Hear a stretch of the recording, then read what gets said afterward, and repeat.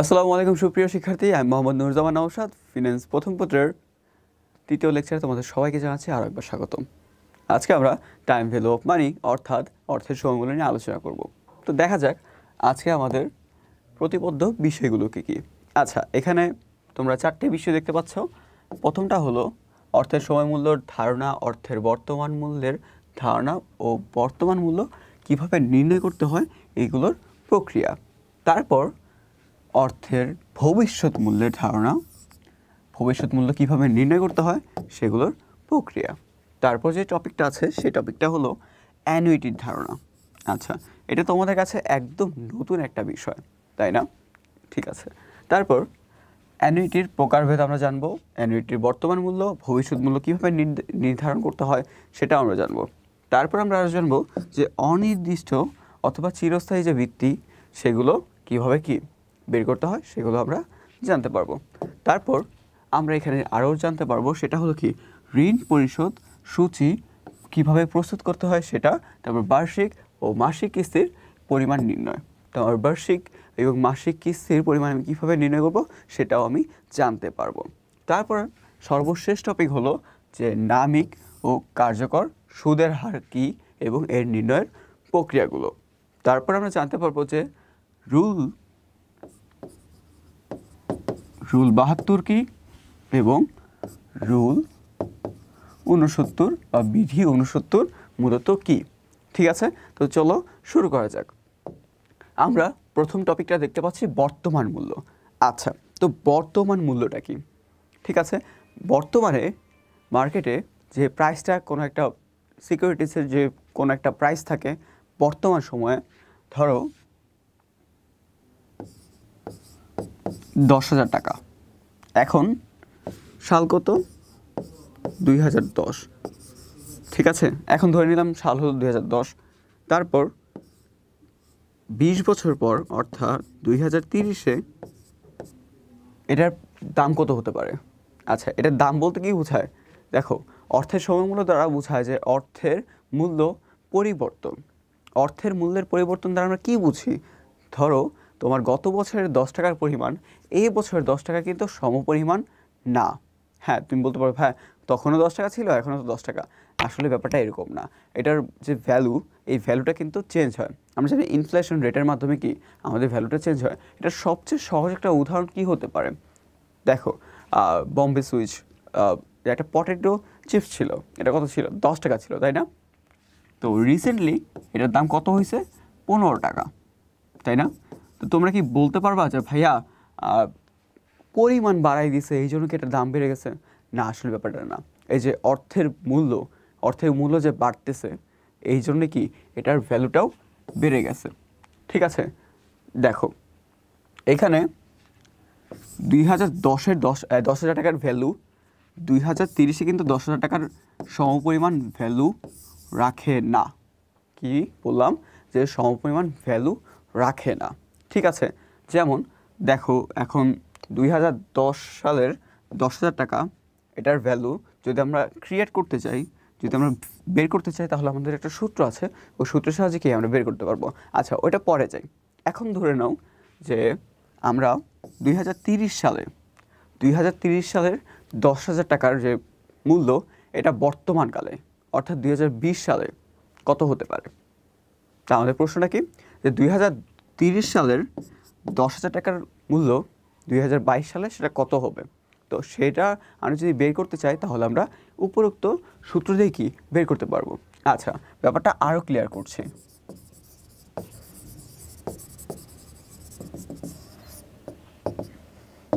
দেখো কত বললাম?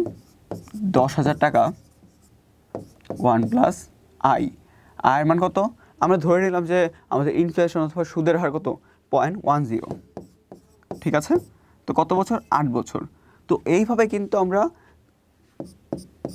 এই যে যেখানে ভ্যালুটা পাবো, যে ভ্যালুটা আমরা পাবো ওইটাই কিন্তু বর্তমান মূল্য। তাহলে 2030 সালের 10,000 টাকার বর্তমান মূল্য আমরা কিভাবে বের করব? এই সূত্রের মাধ্যমে বের করব। তো এটাই হলো বর্তমান মূল্য বের করার নিয়ম। ঠিক আছে, আচ্ছা, তো দেখো এখানে আমরা এখন কি করব, ভবিষ্যৎ মূল্য বের করব। ঠিক আছে, তো দেখো এখন ভবিষ্যৎ মূল্য কীভাবে বের করতে হবে। তো ধরো এটা হলো 2022 সাল, 2022 সালের 10,000 টাকা 2030 সালে কত হবে। ধরো সুদের হার হলো 10%, তাহলে আমরা এটা কীভাবে বের করব। আই গেস তোমরা অলরেডি কি খাতায় এটা করে ফেলছো।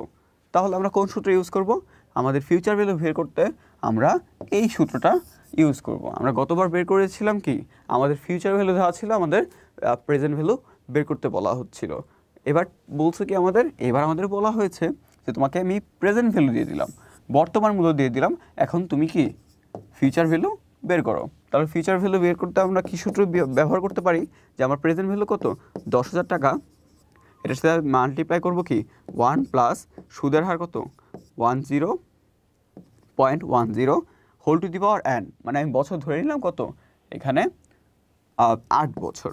তো এইভাবে কি আমি মাল্টিপ্লাই করে যে মানটা পাবো সেটাই কি আমার 2030 সালের ভ্যালুটা পাবো। তো আশা করি তোমাদের কাছে ব্যাপারটা ক্লিয়ার। এখন আমরা এখানে যে প্রশ্নটা দেওয়া আছে এই প্রশ্নটা একটু দেখে আসি।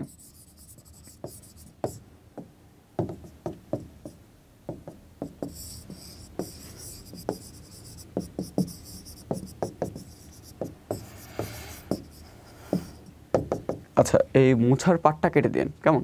আচ্ছা ফাইন। তারপর এখানে আমরা দেখতে পাচ্ছি একটা প্রশ্ন দেওয়া আছে। প্রশ্নটা হলো, জনাব মিজান আজকে যদি সোনালী ব্যাংকের সঞ্চয় হিসাবে শতকরা 10% হারের সুদে 5,000 টাকা জমা রেখেছে, তাহলে তৃতীয় বছর শেষে সে কত টাকা ফেরত পাবে। ঠিক আছে, তো এটা আমরা করতে কি সূত্র ব্যবহার করতে পারি, এই সূত্রটা ব্যবহার করতে পারি। কত টাকা, 5,000 টাকা। ঠিক আছে, তাহলে 1 প্লাস সুদের হার কত 0.10, তারপর আমার এখানে এনের মান কত বসবে, এনের মান দেওয়া আছে কত তৃতীয় বছর শেষে, তার মানে এনের মান 3, তাই হোল টু দি পাওয়ার 3। এবার আমি যোগ বিয়োগ করলে আমার অ্যান্সার আসবে কত 6,655 টাকা। তার মানে কি, তার মানে বর্তমানে মিজান সাহেব যদি 5,000 টাকা ব্যাংকে জমা রাখে 10% সুদে, তাহলে সে 3 বছর পর ব্যাংক থেকে কত টাকা পাবে, সুদ এবং আসল সহ 6,655 টাকা পাবে। তো এটাই হলো কি বর্তমান মূল্য এবং ভবিষ্যৎ মূল্যর মধ্যে যে পার্থক্যটা ছিল সেটা। তো আমরা আশা করি বর্তমান মূল্য এবং ভবিষ্যৎ মূল্য বের করতে পারবো। ঠিক আছে ফাইন। তারপর আমরা নেক্সট টপিকে চলে যাই। নেক্সট টপিক বলা আছে অ্যানুইটির ধারণা। আচ্ছা, তোমাদের কাছে অ্যানুইটির ধারণাটা ক্লিয়ার করা উচিত, কারণ তোমরা অ্যানুইটি এর আগে পড়োনি। কারণ তোমরা যারা 9, 10-এ ফাইন্যান্স পড়েছো তাদের কাছে কিন্তু অ্যানুইটি ছিল না। এখন বুঝতে হবে যে আসলে অ্যানুইটি দ্বারা কী বোঝায়। ভাই আমি যে অ্যানুইটি নিয়ে কাজ করব, তো এর আগে তো আমার উচিত যে অ্যানুইটির ব্যাপারে আমার সঠিক ধারণা নেওয়া। তোমাদের মধ্যে এই প্রশ্নটা এসে পড়েছে অলরেডি। আচ্ছা দেখো, তোমাদের মধ্যে অনেকে জানো যে অ্যানুইটি কী, আবার অনেকে জানো অ্যানুইটি কী না। ঠিক আছে, আবার অনেকের কাছে এটা কি ভাষা। কারণ কি অনেকে বুঝো, আবার অনেকে ভুলে যাও। তো আমি আজকে তোমাদেরকে ছোটোভাবে বলে দেবো, তোমরা এটা কি আশা করি সবসময় মনে রাখবা। আচ্ছা এখন দেখো, সাধারণত সমপরিমাণ নগদ প্রবাহের ধারাকে অ্যানুইটি বলা হয়। আচ্ছা এখানে একটা ওয়ার্ড দেওয়া আছে ধারা, অর্থাৎ অ্যানুইটি বলতে একটি নির্দিষ্ট সময়ের জন্য সমপরিমাণ নগদ প্রবাহের ধারাকে বোঝায়। তার মানে অর্থাৎ নির্দিষ্ট সময়ের জন্য একই পরিমাণ অর্থ কিস্তিতে প্রাপ্তি অথবা প্রদানকে অ্যানুইটি বলা হয়। এখানে একটা ওয়ার্ড বলা আছে যে কিস্তিতে, তাই না? তার মানে কি অ্যানুইটি হলো যে টাকাটা কি তুমি একবার না একেবারে দিয়ে দিবা না। আমরা যখন ফিউচার ভ্যালু আর প্রেজেন্ট ভ্যালু বের করছিলাম তখন কি আমরা একটা অ্যামাউন্টই জাস্ট কি ওইটা নিয়ে কাজ করছি, বাট এখানে কি টাকাটা তুমি কিস্তিতে দিবা। অ্যানুইটি বলতে বোঝায় যে কি টাকাটা তুমি কিস্তিতে দিবা অথবা কিস্তিতে নিবা। কিস্তিতে নিবা বা কিস্তিতে দিবা, এটা আমি আরও সহজ করে বলতেছি, এটা কি তুমি টাকাটা ভাগে ভাগে দিবা। ঠিক আছে, তুমি একেবারে 10,000 টাকা দিয়ে দিলে সেটা কিন্তু হবে না। তুমি এই 10,000 টাকা কি 2,000 টাকা, 2,000 টাকা, 3,000 টাকা এভাবে ভাগ করে কি টোটাল 10,000 টাকাকে কি তুমি 3-4টা কিস্তিতে দিলা, এটাকে বলা হচ্ছে কি অ্যানুইটি। এখন তুমি দিলেও অ্যানুইটি আবার পেলেও অ্যানুইটি। আর এখন কি তুমি যদি দাও তাহলে কি সেটা তোমার কাছ থেকে চলে যাচ্ছে, আবার যদি তুমি কিস্তিতে নাও তাহলে কি সেটা তোমার কাছে আসতেছে। এই যে কিস্তিতে দেওয়া বা নেওয়া, এটা এই ধারণাকে বলা হয় কি অ্যানুইটি। আবার অ্যানুইটিকে দুই ভাগে ভাগ করা হয়েছে, একটা হলো কি সাধারণ অ্যানুইটি আর একটা হলো কি অগ্রিম অ্যানুইটি। তো দেখো, আশা করি তোমাদের কাছে অ্যানুইটির কনসেপ্টটা ক্লিয়ার। তার মানে অ্যানুইটি দ্বারা আমরা কী বুঝবো, যে টাকাটা কি কিস্তিতে দিব অথবা কিস্তিতে পাবো, এটাই। ঠিক আছে, আচ্ছা আচ্ছা আরেকটা কথা বলা আছে যে এটা কি সমপরিমাণ নগদ অর্থ প্রাপ্তি বা প্রদান সময়ের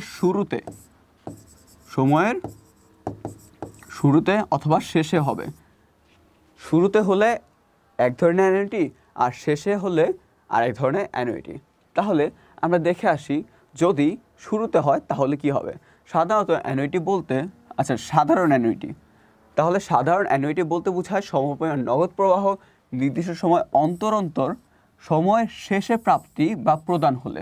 তার মানে কি, প্রাপ্তি প্রদান যদি শেষে হয় তাহলে সেটা সাধারণ অ্যানুইটি। আমি কি বললাম, যে প্রাপ্তি প্রদান যদি শেষে হয় তাহলে সেটা হবে কি সাধারণ অ্যানুইটি। ঠিক আছে, অ্যানুইটি অনেকেই এইভাবে লেখে, আবার এ দিয়েও লেখে। তো তোমাদের যেটা ইচ্ছা তোমরা ওইটাই কি ফলো করতে পারো। তাহলে আমার যদি অ্যামাউন্টটার প্রাপ্তি বা প্রদান বছরের শেষে হয় বা সময়ের শেষে হয় তাহলে সেটা আমরা কি বলবো, তাহলে সেটা হলো কি সাধারণ অ্যানুইটি। আর অগ্রিম অ্যানুইটি জাস্ট একটাই, বছরের শুরুতে। তাহলে বছরের শুরুতে হলে কি সেটা অগ্রিম, আর বছরের শেষে হলে সেটা সাধারণ। তো তোমরা দেখো, অগ্রিম বলতে কি বোঝায়, আগে দিয়ে দেওয়া বা অ্যাডভান্স পেমেন্ট। তো শুরুতে দেওয়া মানে কি অ্যাডভান্স দেওয়া। তো দেখো তোমরা ইজিলি কি এইভাবে মনে রাখতে পারবে ব্যাপারটা। ঠিক আছে, তাহলে আশা করি তোমাদের মধ্যে সাধারণ অ্যানুইটি এবং অগ্রিম অ্যানুইটির যে কনসেপ্টটা সেটা একদম ক্লিয়ার হয়ে গেছে। তোমরা অবশ্যই কি এগুলো নোট খাতায় রাখবে। ফাইন, তারপর দেখো, তারপর দেওয়া আছে অ্যানুইটির বর্তমান মূল্য। আচ্ছা ফাইন, এবার আমরা দেখব যে অ্যানুইটির বর্তমান মূল্য কীভাবে নির্ধারণ করে। আচ্ছা এর আগে আমরা একটু দেখে নিই যে বর্তমান মূল্য বলতে কী বোঝায়। অ্যানুইটির বর্তমান মূল্য ভবিষ্যতে একটি নির্দিষ্ট সময় পর্যন্ত সমপরিমাণ টাকার যে কিস্তিসমূহ প্রদান করা হবে অথবা পাওয়া যাবে তার নগদ প্রবাহগুলোর বর্তমান মূল্যকে অ্যানুইটির বর্তমান মূল্য বলে। তার মানে তুমি ভবিষ্যতে যে টাকাটা পাবা এটার বর্তমান মূল্যটা কি, তুমি বর্তমানে কত কিস্তিতে দিবা। মানে ধরো তোমার 5টা কিস্তি দিতে হবে। কয়টা কিস্তি? 5টা কিস্তি। টোটাল দিতে হবে কত? 20,000 টাকা দিতে হবে। এখন বর্তমানে তুমি কত কিস্তিতে দিবা, মানে একটা কিস্তির পরিমাণ কত হবে, সেটাই কি বর্তমান অ্যানুইটি। ব্যাপারটা কি ক্লিয়ার তোমাদের কাছে? আশা করি ক্লিয়ার। দেখো 5টা কিস্তি আমার কি করতে হবে, 5টা কিস্তি সরি, আচ্ছা এই লাইনটা কেটে দেন, এখান থেকে শুরু কর। 20,000 টাকা আমাকে কি করতে হবে, 5টা কিস্তিতে দিতে হবে। এখন কথা হলো যে এই 5টা কিস্তির বর্তমান মূল্য কত, এটাই কি, এটা দ্বারা বোঝায় কি অ্যানুইটির বর্তমান মূল্য। দেখো আবার এই অ্যানুইটির বর্তমান মূল্যকে কি দুই ভাগে ভাগ করা হয়েছে, ওই আগের মতনই, সাধারণ অ্যানুইটি এবং অগ্রিম অ্যানুইটি। অগ্রিম অ্যানুইটির বর্তমান মূল্য, সাধারণ অ্যানুইটির বর্তমান মূল্য। যদি টাকাটা কি তোমার শুরুতে হয় তাহলে সেটা হবে কি অগ্রিম, শেষে হলে সেটা হবে কি সাধারণ। এইটুকুই ব্যাপারটা। দেখো একদম ক্লিয়ার। তোমরা আগে যেটা দেখতেছো ওইটাই কি ডিভাইড হচ্ছে। ঠিক আছে, বর্তমানটা আমরা নিয়ে আলোচনা করতেছি, ওই বর্তমানটাও কি সাধারণ এবং অগ্রিমের সাথে ডিভাইডেড হবে। আবার যখন তোমার ভবিষ্যতে যাবে তখনই কিন্তু কি সাধারণ এবং অগ্রিমের সাথেও কি ডিভাইড হয়ে যাবে। ব্যাপারটা কি একদম সিম্পল। তারপর আমরা একটা ম্যাথ দেখে আসি যে সাধারণ অ্যানুইটির বর্তমান মূল্য কীভাবে নির্ণয় করে।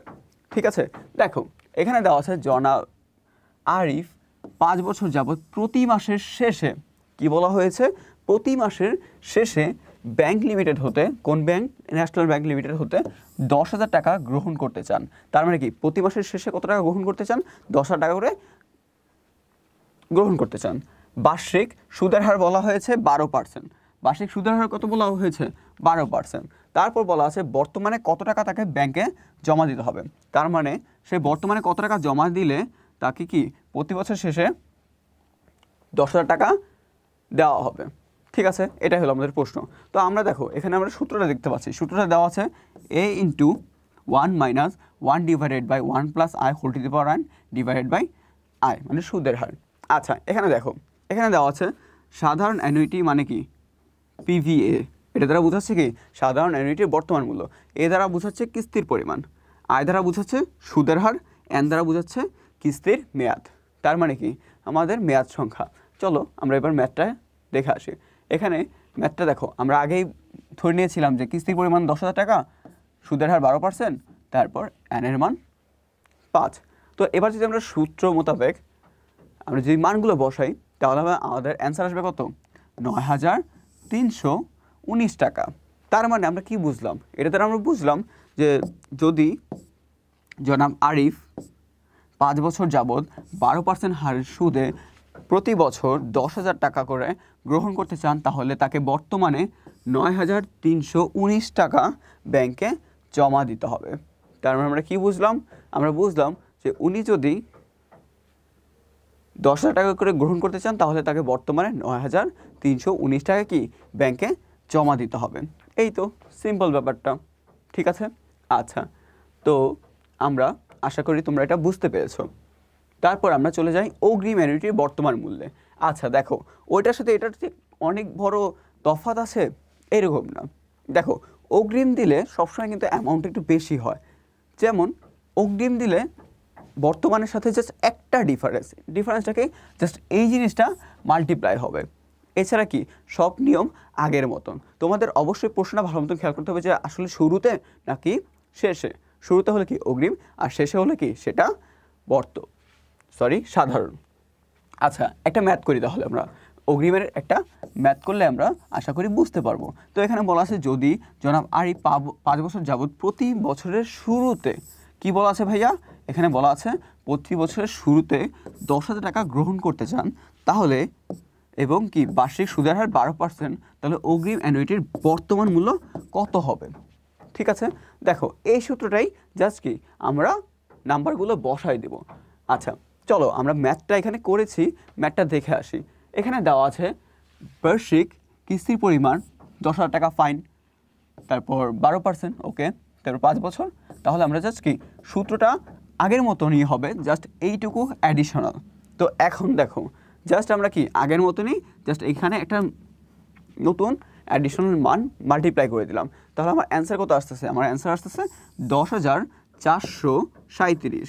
কত, 10,437। আশা করি আমার সাথে সাথে তোমরাও কি ম্যাথটা করে ফেলেছো। তো দেখো ব্যাপারটা কি একদম সিম্পল না, অগ্রিম হয়েছে তাই আমরা কি মানে মাসের শুরুতে তাই আমরা এটা অগ্রিম ধরে অগ্রিমের সূত্র দিয়ে করলাম, শেষে হয়েছে তাই আমরা কি শেষের সূত্র ধরে সাধারণের সূত্র দিয়ে আমরা এটার মান বের করলাম। এই তো এটাই ছিল কি আমাদের অ্যানুইটির বর্তমান মূল্য নির্ণয়ের সূত্র। একটা হলো কি অগ্রিম আর একটা হলো সাধারণ। অগ্রিম কখন হবে তোমরাই বলো। আচ্ছা, অগ্রিম হবে যখন মাসের শেষে বা সময়ের শেষে, আর বর্তমান সময়ের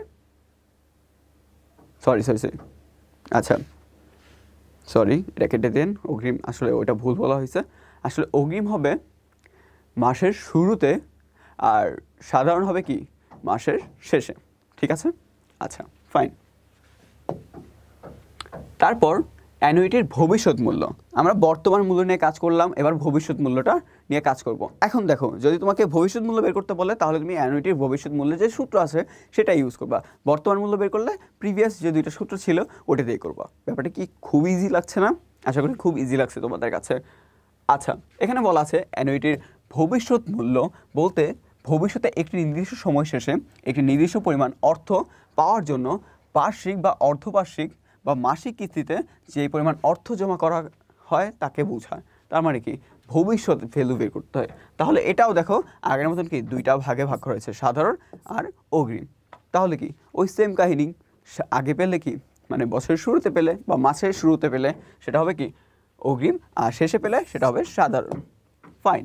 তারপর দেখো আমরা একটা ম্যাথ করব। এখন ম্যাথটা দেওয়া আছে যদি জনাব রায়হান প্রতি বছর শেষে আচ্ছা প্রতি বছর শেষ হলে কি সেটা সাধারণ, তাই না? আচ্ছা, 10,000 টাকা অগ্রিম ব্যাংকে সঞ্চয় হিসেবে জমা রাখে। কত টাকা? 10,000 টাকা। তাহলে আমার এর মান কত? 10,000 টাকা। তাহলে আমার আয়ের মান কত 12%। তারপর আমার এখানে বলা আছে এন এর মান কত 5 বছর। ফাইন, এবার কি আমরা সূত্রটা দেখে আসি। এখানে আমাদের সূত্রটা দেওয়া আছে, এই যে দেখো এখানে আমাদের সূত্রটা দেওয়া আছে। এখন এটা হলো কি আমাদের এ, এটা হলো আমাদের 1 + i whole to the power n - 1 divided by i। ঠিক আছে, এই যে এই সূত্রটাই কি আমরা জাস্ট বসায় করে ফেলেছি। ওকে ফাইন, তাহলে দেখো আমরা জাস্ট মানগুলো বসালাম, মানগুলো বসানোর মাধ্যমে কি আমরা অ্যান্সারটা পেয়ে গেলাম। দেখো ব্যাপারটা কি খুবই ইজি না? তখন আমরা 1 মাইনাস করেছি, 1 থেকে ওইগুলো মাইনাস করেছি, আর এটাতে কি করতেছি, এটাতে -1 করতেছি। তাহলে কি কোনো তফাৎ দেখতে পাচ্ছি আমরা?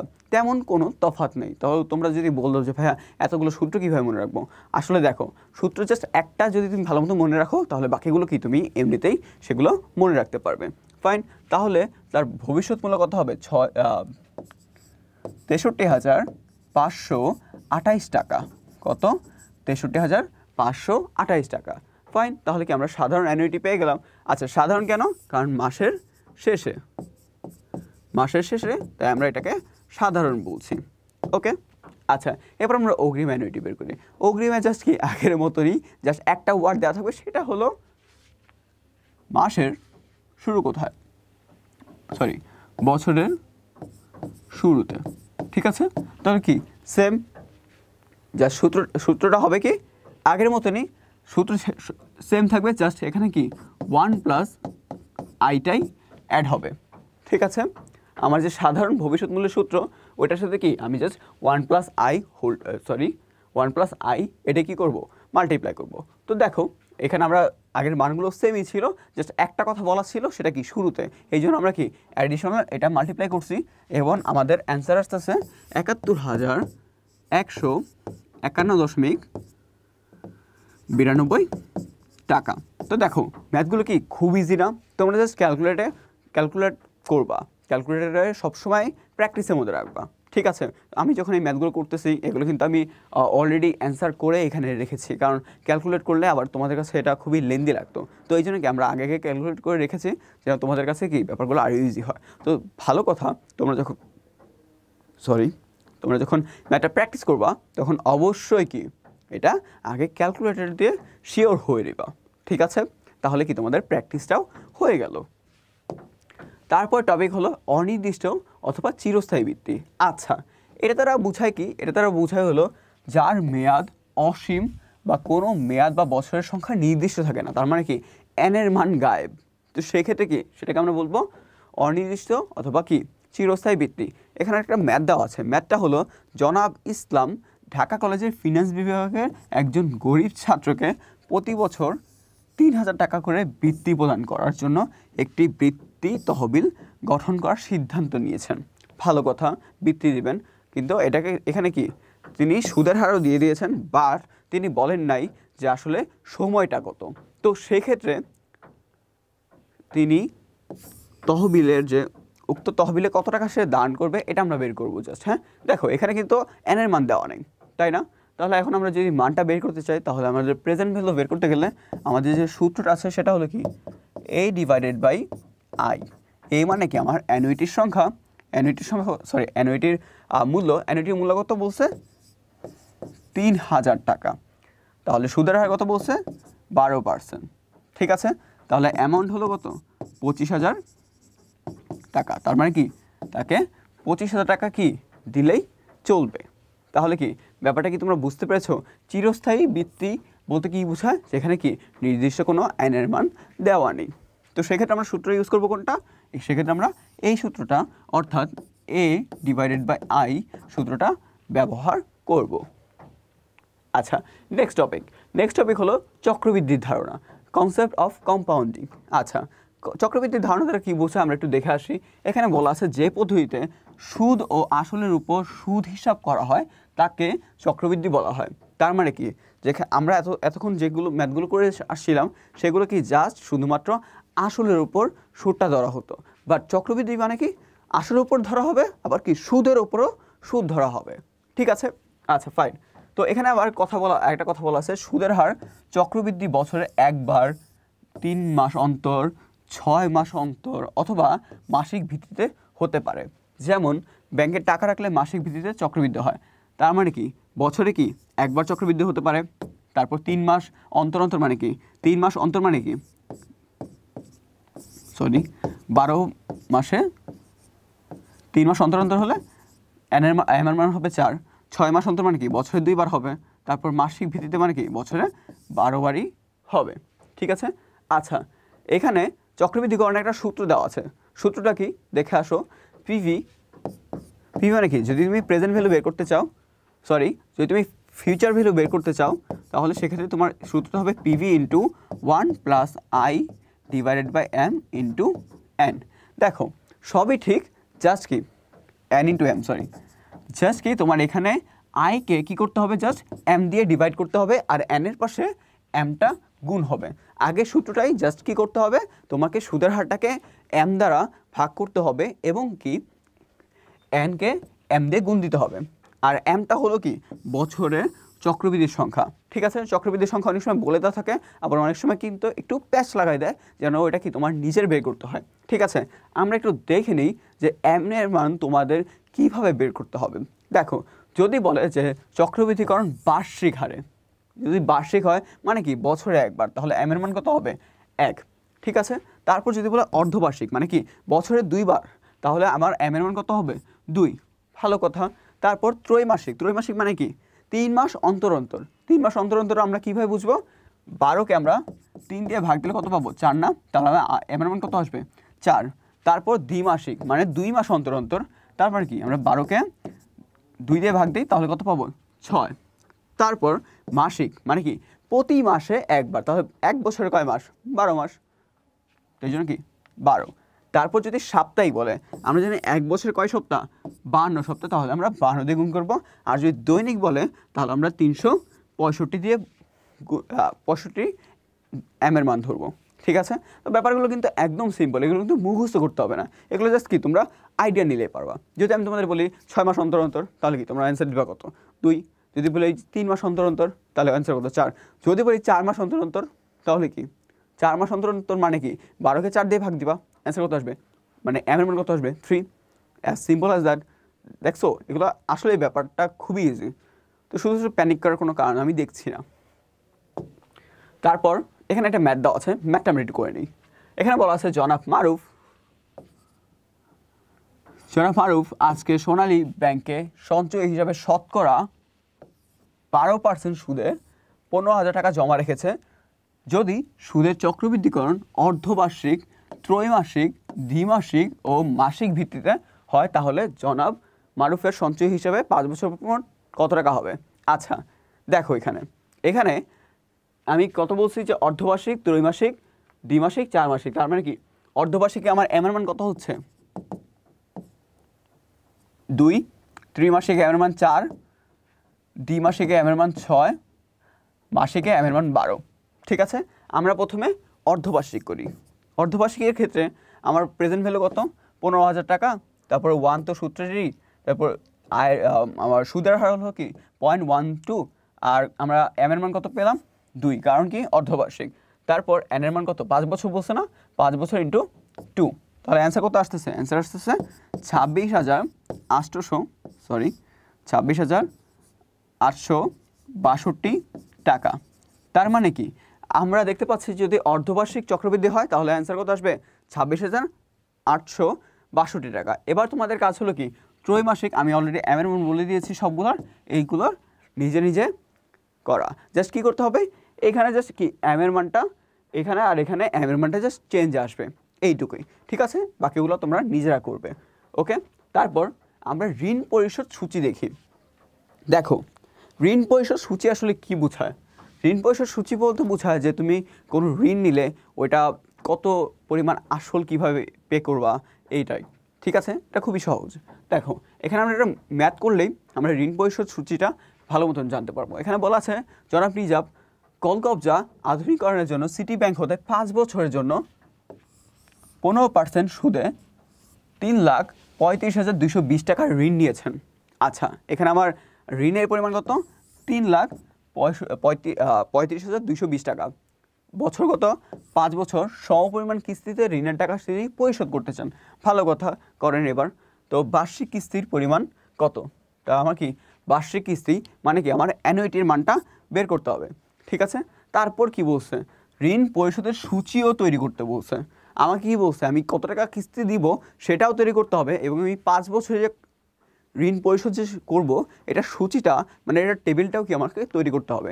চলো আগে আমরা কিস্তির পরিমাণটা বের করে আনি। তো কিস্তির পরিমাণটা বের করার জন্য আমাদের দেখো, আমরা মূলত আগে এটা দিয়ে কি এই পিভি প্রেজেন্ট ভ্যালু অ্যানুইটিতে কি প্রেজেন্ট ভ্যালু অ্যানুইটি আমরা কীভাবে বের করতাম? এই সূত্র দিয়ে। এখন দেখো আমাদের এই মানটা দেওয়া আছে, বাট আমাদের এই মানটা মানে কিস্তির মানটা বের করতে হবে। তাহলে কি আমরা জাস্ট আগের মতনই সবগুলো মান বসিয়ে দিব, যে মানটা আমরা পাবো না ওই মানটা যেমন আছে তেমন রাখবো। এইভাবে আমরা ক্যালকুলেট করে দেখো, এটা ক্যালকুলেট করলে হবে কি a ইন্টু 3.3522, ঠিক আছে। তারপর দেখো এখানে যদি আমরা এই সংখ্যাটা এখানে নিয়ে আসি, এটা এখানে নিয়ে আসি, তাহলে এটা উপরে চলে যাবে আর এটা নিচে থাকবে। আর আমার কিস্তির পরিমাণ কত হবে? ভাগ করলে ক্যালকুলেট করলে আমার কিস্তির পরিমাণ হবে 1 লাখ টাকা। তাহলে আমার কিস্তির পরিমাণ কত? 1 লাখ টাকা। তো আমরা এখন কি আমাদের কিস্তির পরিমাণ কত পেলাম? 1 লাখ টাকা পেলাম। এখন আমাদের ঋণ পরিশোধ সূচিটা আমরা তৈরি করব। এখন দেখো তোমাদের স্ক্রিনে ঋণ পরিশোধ সূচি দেওয়া আছে। এখানে উপরে বলা আছে জনাব নিজামকে প্রতি বছর শেষে 1 লাখ টাকা আগামী 5 বছর যাবত কিস্তিতে পরিশোধ করতে হবে। ভালো কথা। তো এখানে আমরা একটা ছক আঁকবো। ছকের মধ্যে প্রথমে বছর দিব, তারপর বছরের শুরুতে আমার ঋণের পরিমাণ কত, যে বছর শুরুতে আমার ঋণের পরিমাণ কত সেটা লিখবো, আর কিস্তির পরিমাণ কত, যে আমি প্রতি বছর কি 1 লাখ টাকা করে প্রদান করব। তারপর আমার সুদের হারটা বের করতে হবে। সুদের হারটা আমি কীভাবে বের করব? 2, মানে আমার কিস্তির পরিমাণ যে যত বছর শুরুতে এটার সাথে কি আমি 15% সুদের মানটা মাল্টিপ্লাই করব। তারপর এখানে আমার কি আসল বলতে কি বোঝায়? তো আমার এখানে আসল, এবার আমি আসলটা কীভাবে বের করব? দেখেন আমি টোটাল পে করছি কত? 1 লাখ টাকা না? তো 1 লাখ টাকা কি আমার সুদ সহ না? তো এখান থেকে কি আমার সুদটা বাদ দিতে হবে। তো কিস্তির পরিমাণ থেকে যদি আমি সুদটা বাদ দিই তাহলে আমি কি পাচ্ছি? আমি আমার আসলটা পাচ্ছি, ঠিক আছে। তো আমি কিস্তির পরিমাণ থেকে আমার সুদটা বাদ দিলে কি আমি আসলটা পাচ্ছি। এবার বছর শেষে আমি ঋণের পরিমাণটা কীভাবে বের করব? বছর শেষে আমি ঋণের পরিমাণটা বের করব, আমার যে বছরের শুরুতে ঋণের পরিমাণ ছিল এটা থেকে আমি কি আসলটা বাদ দিলেই আমি কি পাবো? আমার বছর শেষে ঋণের পরিমাণটা পাবো। আবার কি করব? ওই বছর শেষে ঋণের পরিমাণটাকে কি আবার পরের বছরের শুরুতে কি হয়ে যাবে? ওটা বছরের শুরুতে ঋণের পরিমাণ হয়ে যাবে। তার মানে আমরা কি বুঝতে পারছি যে 2011 সালের শেষে মানে বছরের শেষে যে ঋণের আসল ছিল ওইটা কি 2012 সালের শুরুতে ঋণের আসল হয়ে দাঁড়াবে। তাহলে কি এই ব্যাপারটা তোমরা বুঝতে পেরেছো? আমি আরেকবার বলছি তোমাদের। দেখো আমার বছরের শুরুতে যে অ্যামাউন্টটা দেওয়া ছিল এটা আমি প্রথমে কি বছরের শুরুতে লিখবো, তারপর কিস্তির পরিমাণ আমরা জানি কত, সুদসহ আমাকে 1 লাখ টাকা দিতে হবে। ভালো কথা। তো আমি সুদের পরিমাণটা কীভাবে বের করব? এই যে আমার বছরের শুরুতে যেটা থাকবে ওটা দিয়ে আমি 15 মানে আমার সুদের হার দিয়ে গুণ করলে কি আমি অ্যামাউন্টটা পেয়ে যাব। এখন আমার আসল বের করতে হবে যে আমি আসল পে করছি কত। আমি তো এটা সুদ বের করলাম, আমি আসল কত পে করছি। আমার মোট সুদ আসল সহ ছিল কত? 1 লাখ টাকা। আমার সুদ ছিল এত টাকা। তাহলে কি আমি আসলটা পাবো কীভাবে? এটা থেকে এটা বাদ দিলে কি আমি আসলটা পেয়ে যাব, ঠিক আছে। এবার আমার বছর শেষে তাহলে ঋণের পরিমাণ কত থাকে? আমরা জানি ঋণের পরিমাণ থেকে সুদের অ্যামাউন্টটা বাদ যায় না, শুধুমাত্র কি আসল যেটা আমরা পে করছি সেটাই বাদ যায়। তাহলে আসল পে করছি কত? আমি 49,717 টাকা। তাহলে কত অ্যামাউন্ট দেওয়া আছে? তাহলে আমার অ্যামাউন্ট দেওয়া আছে 2,85,503 টাকা, ঠিক আছে। আচ্ছা, তারপর দেখো এই যে বছরের শেষে মানে এই বছরের শেষে যেটা ছিল ওটা কি পরবর্তী বছরের শুরুতে হবে। তো সেম প্রসেস এইভাবে কি প্রতিটার কি 1 লাখ টাকা সমান থাকবে, জাস্ট চেঞ্জ আসবে কি সে এটাই, ঠিক আছে। তো এইভাবে কি তোমরা লাস্টে দেখবে কি জানো, তোমার বছরের শেষে ঋণের পরিমাণ কত হয়ে গেছে? 0 হয়ে গেছে। তো এইটাই এই পুরোটা তৈরি করাই হলো কি ঋণ পরিশোধ সূচি। তো আশা করি তোমরা ঋণ পরিশোধ সূচিটা বের করতে পারবে। তো তোমরা আমার পাশাপাশি এই ম্যাথটা করে ফেলো, তাহলে দেখবা তোমাদের জন্য ব্যাপারটা আরও ইজি হয়ে যাচ্ছে, ঠিক আছে। তোমরা নিজেরা প্র্যাকটিস করবে। কীভাবে করবে? তোমরা জাস্ট কি এই 15% জায়গায় 10% দিয়ে করো, দেখবা তোমাদের হয়ে যাচ্ছে। আর হ্যাঁ, যদি 10% দিয়ে করো অবশ্যই কি অ্যানুইটির মানটা তখন কিন্তু আবার চেঞ্জ আসবে, ঠিক আছে। আচ্ছা, ওইটা ছিল এক্সট্রা কথা, ঠিক আছে, ওটা জাস্ট প্র্যাকটিসের জন্য। তো তোমরা যদি এটা বুঝে থাকো, আশা করি তোমাদের ঋণ পরিশোধ সূচি নিয়ে কোনো ধরনের প্রশ্নই মাথা ঘামাতে হবে না, তো তোমাদের কোনো ধরনের প্যারার বিষয় হবে না, ফাইন। আচ্ছা, তারপর দেখো নামিক ও কার্যকরী সুদের হার। আচ্ছা, তো নামিক সুদের হার বলতে কি বোঝায়? নামিক সুদের হার বলতে বোঝায় যে ঋণদাতা আর ঋণ গ্রহীতার মধ্যে চুক্তিবদ্ধ বার্ষিক সুদের হারকে কি বলা হয়? নামিক সুদের হার বলা হয়। তার মানে কি, তুমি একজন ঋণদাতা, আমি একজন ঋণ গ্রহীতা, আমাদের মধ্যে চুক্তি হলো যে আমি তোমাকে 10% হারে সুদ দিব, এটাকে বলা হয় কি নামিক সুদের হার। তারপর বলা আছে যে ঋণ গ্রহীতা প্রকৃতপক্ষে যে হারে সুদ প্রদান করে তাকে কার্যকর সুদের হার বলা হয়। তার মানে কি, আমাদের মধ্যে একটা চুক্তি হয়েছে, বাট বর্তমানে ইনিশিয়ালি মার্কেটে যেটা চলতেছে বা যেটা আমার দেওয়া উচিত ওইটা হলো কি কার্যকরী সুদের হার। তো এটাই হলো কি নামিক আর কার্যকরী সুদের হার। তোমাদের বাড়ি কাজ হলো নামিক এবং কার্যকরী সুদের হারের যে ডিফারেন্সগুলো আছে এগুলো বের করা। বেশি একটা ডিফারেন্স তাই, তারপর কি তোমরা একটু বই থেকে দেখে নিও। তারপর দেখো আমরা এখানে দেখতে পাচ্ছি যে নামিক সুদের হার কীভাবে বের করতে হয়। ফাইন, দেখো নামিক সুদের হার বের করার সূত্র হলো কি ইফেক্টিভ অ্যানুয়াল রেট, ঠিক আছে, EAR 1 + I / M whole to the power M। Simple, M হলো কি বার্ষিক চক্রবৃদ্ধি হার, ঠিক আছে। তো দেখো এখানে মানে বার্ষিক কত চক্রবৃদ্ধি সেটার পরিমাণ। তাহলে দেখো, আচ্ছা আরেকটা কথা, এখানে আবার -1 দেওয়া আছে, ঠিক আছে, এটা তোমরা ভুলো না। তো দেখো আমাকে প্রশ্নে বলা আছে জনাব মামুন মাহমুদ জানতে চায় নামিক সুদের হার 12% হলে কার্যকরী সুদের হার কত হবে। যখন সুদ হিসাব করা হয় তখন বার্ষিক ভিত্তিতে করা হয়। বার্ষিক ভিত্তি মানে কি, আমার M এর মান কত 1, যদি আমার বলতো অর্ধবার্ষিক তাহলে M এর মান হতো 2, যদি আমার বলতো ত্রিমাসিক তাহলে M এর মান হতো 4, যদি বলো কি 2 মাস অন্তর অন্তর তাহলে আমার M এর মান হতো 6, ঠিক আছে, অথবা বলতো যে মাসিক তাহলে হতো 12। ওকে, তাহলে আমি মানটাগুলো বসাই। মান আমি বসালে যে 1 যেমন আছে তেমন, 1 যেমন আছে তেমন, সুদের হার কত আমার 12%, তাহলে কি 0.12 হোল টু দি পাওয়ার 1, কারণ আমার M এর মান কত 1, M এর মান 1 কত, কারণ বার্ষিক ভিত্তিতে। আচ্ছা, তোমাদের বাড়ি কাজ হলো, এটা তো আমি বার্ষিক ভিত্তিতে করলাম, তোমরা মাসিক ভিত্তিতে করবা, তারপর ষান্মাসিক, তারপর অর্ধবার্ষিক,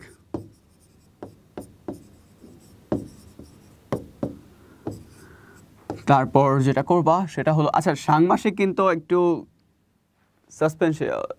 সাসপেন্স টাইপের আর কি, তো তোমরা এটা নিয়ে প্যাচ লাগাও না, আমি তোমাদের মূলত প্যাচ লাগানোর জন্য এই দুইটা দিয়েছি। ওকে, তারপর ত্রিমাসিক, তারপর চৌমাসিক বলা হয় হয়তো, আমি ঠিক শিওর না, বাট চৌমাসিক তোমরা লিখে নিও, তার মানে কি 4 মাস অন্তর অন্তর। এভাবে কি আমি অ্যান্সারটা পেলাম কত 12%, তাহলে আমার ইফেক্টিভ অ্যানুয়াল রেট কত হলো 12%। তো দেখো অ্যান্সারটা কি বুঝতে পেরেছো সবাই? আশা করি বুঝতে পেরেছো। তো এইভাবে কি আমরা সুদের হার মানে ইফেক্টিভ অ্যানুয়াল রেট অথবা বার্ষিক চক্রবৃদ্ধিকরণের ক্ষেত্রে কার্যকরী সুদের হারটা আমরা বের করতে পারবো, ঠিক আছে। তোমাদের কাজ কি, M এর মান চেঞ্জ করে দিয়েছি আমি, ওইভাবে কি বাড়ির কাজটা করা। আচ্ছা, তারপরে আছে রুল 72 অথবা বিধি 72। আচ্ছা, রুল 72 এবং বিধি 72 এটার মধ্যে দুইটা একই ব্যাপার। আর এটা আছে রুল 69, দুইটাই একটু ডিফারেন্ট, ঠিক আছে, 72 এবং 69। তো 72 নিয়ে আমরা একটু আলোচনা করি। দেখো এখানে বলা আছে বার্ষিক চক্রবৃদ্ধিকরণ, কি বলছে, যেখানে বার্ষিক চক্রবৃদ্ধিকরণ, ওকে, মানে বছরে একবার চক্রবৃদ্ধিকরণ হবে। ওকে, তারপর যে কোনো পরিমাণ বিনিয়োগকৃত অর্থ কত বছরে কত % হারে, মানে কি বলছে N এর মান অথবা কি আয়ের মান বের করতে হবে কত বছরে বা কত হারে আমার ওই অ্যামাউন্টটা বা ইনভেস্টকৃত অ্যামাউন্টটা বা বিনিয়োগকৃত অ্যামাউন্টটা দ্বিগুণ হবে কত % বা কত বছরে, সেই মানটা বের করার কাজই হলো কি রুল 72। তার মানে কি, তার মানে ব্যাপারটা খুবই সিম্পল, যে বার্ষিক চক্রবৃদ্ধিকরণ মানে M এর মান 1, ঠিক আছে, আমার কি একটা বিনিয়োগ করছি, ওইটা আমার ডাবল কবে হবে অথবা কত % হারে হবে, ঠিক আছে। এখানে তোমার যদি N এর মান দেওয়া থাকে তাহলে তোমার ইন্টারেস্ট রেট বের করতে হবে, যদি ইন্টারেস্ট রেট দেওয়া থাকে তাহলে কি N এর মান বের করতে হবে, ঠিক আছে। তাহলে আমাদের কি বের করতে হবে, আইদার কত বছরে অথবা কত পার্সেন্টে। ঠিক আছে, 69-এ জাস্ট একটা ঝামেলা, সেটা কি মাসিক চক্রবৃদ্ধি হবে। ঠিক আছে, মাসিক হতে পারে, তারপরে কি দ্বিমাসিক হতে পারে। ওকে, বাট আমার 72-এ কি শুধুমাত্র বছরে একবারই চক্রবৃদ্ধি হবে। ঠিক আছে, এই জন্য কি আমরা যখন বিনিয়োগকৃত অর্থ কত বছরে মানে এনের মান বের করতে বলবে, তখন আমরা কি করব, জাস্ট 72-কে আমরা সুদের হার দিয়ে ভাগ দিব। সিম্পল। ধরো আমাকে বলা হয়েছে যে 8 বছর পরে দ্বিগুণ হবে, তাহলে আমার সুদের হার কত হবে, তাহলে আমি কীভাবে বের করব?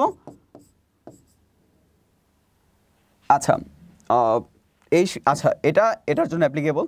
ধরো আমাকে বলা হয়েছে যে 8% সুদের হারে, 8% সুদের হারে কত বছরে আমার টাকা দ্বিগুণ হবে, তাহলে আমি সুদের হার কত 0.8, সরি পয়েন্ট না 8%, তাই না? তাহলে 72-কে যদি আমি 8 দিয়ে ভাগ দিই তাহলে কত আসবে আমার 9, তাহলে 9 বছর পর। ফাইন। তারপরে যদি